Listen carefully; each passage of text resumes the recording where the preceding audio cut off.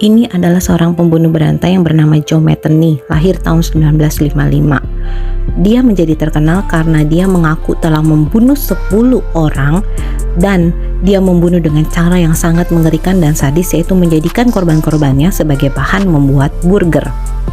Joe juga mengaku pembunuhan yang dilakukannya itu berawal dari rasa frustasinya ketika harus berpisah dengan putra yang berusia 6 tahun. Ketika itu di tahun 94, ia baru pulang bekerja sebagai supir truk mendapati rumahnya kosong dan anaknya tidak ada di rumahnya karena sudah dibawa pergi oleh kekasihnya tanpa sepengetahuan si Joe Metheny ini. Nah, kemudian si Joe ini langsung mencari kekasihnya di lokasi yang sudah kira-kira ia tahu nih bakal bertemu di mana.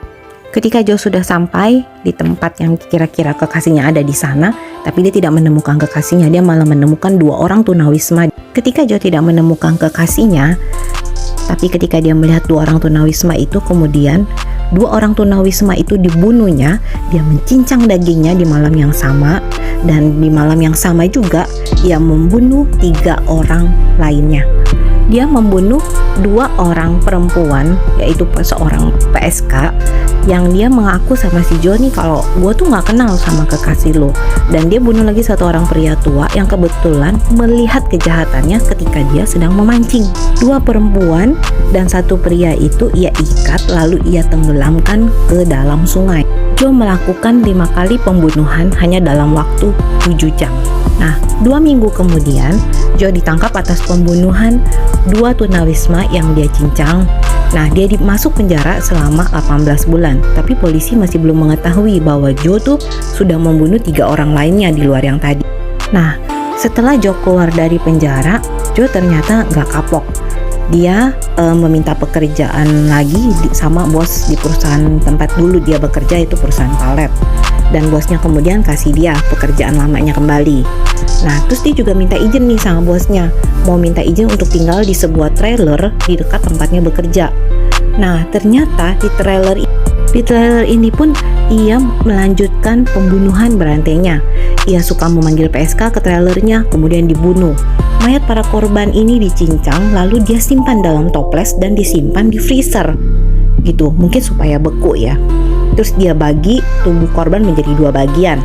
Yang satu akan diolah menjadi burger, dan 1 bagian lagi yang tidak terpakai dia akan kubur di dalam hutan di belakang perusahaan tempatnya bekerja.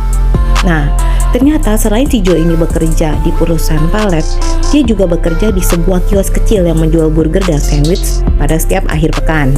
Ya, ia kemudian mencampur daging babi dan daging manusia untuk dijadikan burger dan sandwich dagangannya. Nah, si Joe ini ditanyakan sama polisi.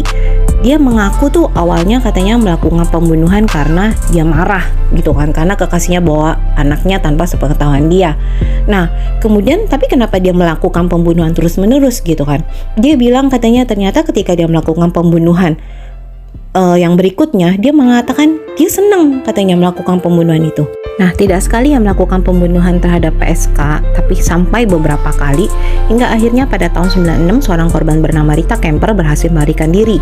Rita kabur dari trailer milik Joe dan ia diantar oleh seorang supir pick up. Rita kemudian dibawa ke pom bensin dan bertemu dengan seorang polisi.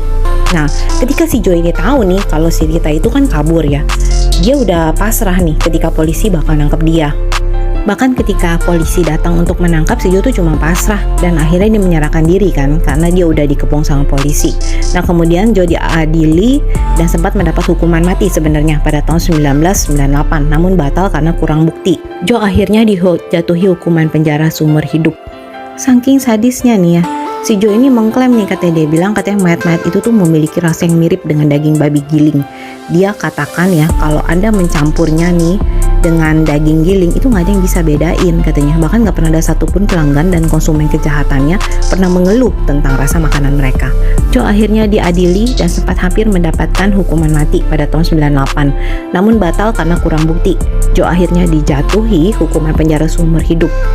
Pembunuh berantai ini akhirnya meninggal dunia di sel penjaranya sendiri pada tahun 2017 ketika dia berumur 62 tahun.